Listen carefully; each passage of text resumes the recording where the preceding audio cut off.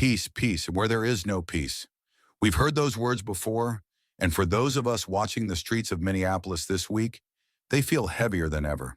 From the snowy streets of South Minneapolis to the gatherings at Powderhorn Park, our community is grieving the loss of Renee Good and grappling with the fear brought on by a wave of federal enforcement and mass arrests. Today, we aren't just looking at the news through a political lens.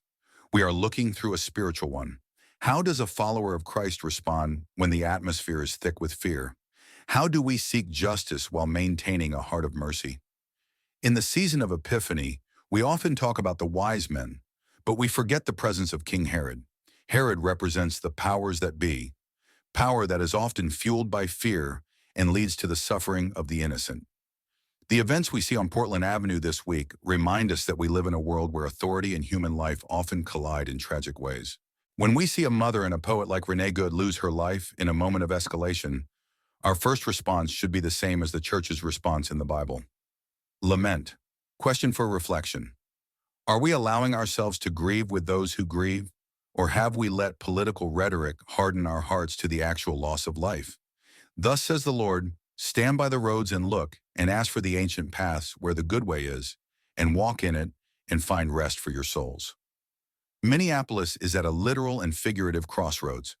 We have two paths before us. One path is the culture of cruelty, retaliation, escalating rhetoric, and treating neighbors like enemies. The other path is the ancient path of the gospel. In the wake of the shooting, Father Dale Korogi and other faith leaders stood at the scene and didn't shout for vengeance. They shouted for mercy. Walking the good way in 2026, Minneapolis means lowering the temperature. As Archbishop Hebda said, we must see every person as the image and likeness of God, protecting the vulnerable. Scripture tells us over 2,000 times to care for the sojourner and the stranger. Seeking truth, we must demand transparency and justice for Renee, while also praying for the safety of our entire community. He has told you, O man, what is good, and what does the Lord require of you but to do justice and to love kindness and to walk humbly with your God. What does doing justice look like right now? It looks like the movement chaplains in orange vests at Powderhorn Park, de-escalating tension. It looks like parishes like Gitchitwa, Kateri, opening their doors to those who feel hunted and afraid.